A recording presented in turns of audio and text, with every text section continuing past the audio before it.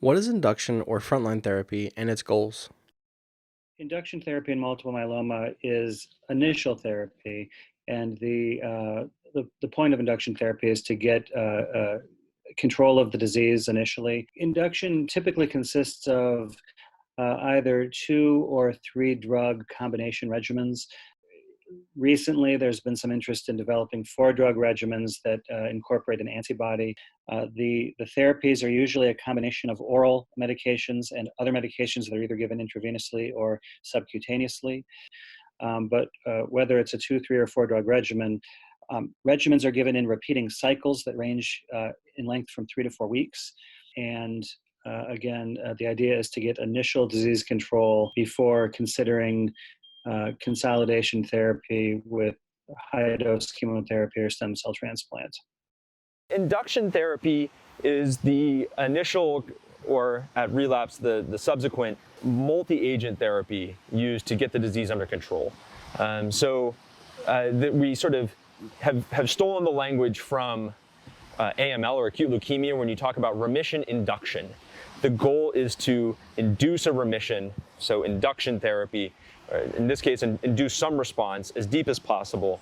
And again, it tends to be the more intensive period of time with more monitoring, both for side effects and for disease response. And it tends to be the time when you're going to see your doc the most frequently, or the nurse practitioner, or the nurses in the clinic, in an attempt to really make sure that we've got the patient locked in, knowing what treatment they should be getting, make sure we're managing and jumping all over toxicity so that we don't harm patients.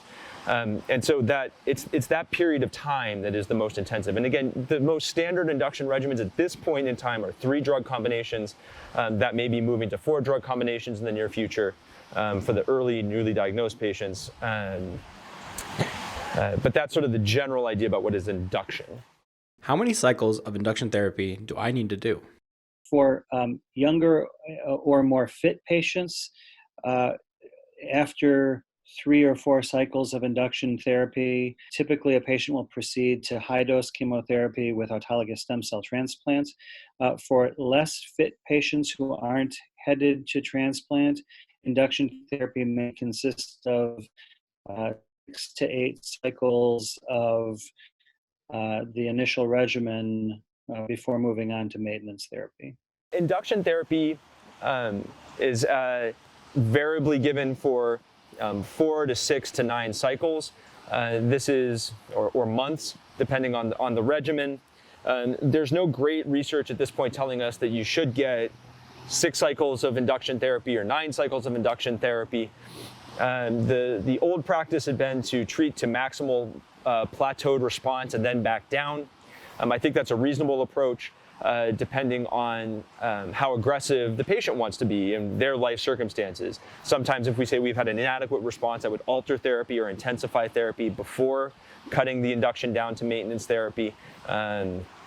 And again, prior to stem cell transplant, that's also a point of debate, with some research showing that you do not need extended courses of induction therapy, but some early data coming out of some UK studies implying that altering therapy for patients who've had an inadequate response to induction therapy actually leads to longer periods after the stem cell transplant of disease remission or progression-free survival. And I think that this is an ongoing point of research, so we don't know for certain.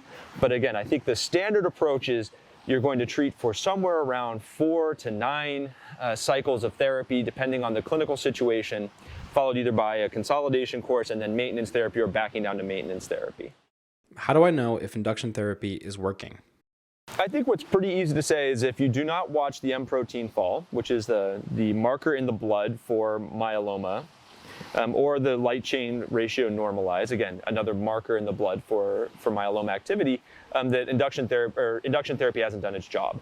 I think what becomes more difficult is deciding how deep is a good enough response for patients with undergoing induction therapy. So is a very good partial response, one of where the M protein drops by 90%, is that good enough? Do we need to get to a complete response, a stringent complete response, or MRD negativity? I think that this is going to depend on the patient. And in patients who are older, who have a lot of other medical problems that are sickening them, then I think controlling the disease to a point where we're not worried about the myeloma causing additional health problems for them while trying to minimize the burdens of therapy is a very reasonable goal.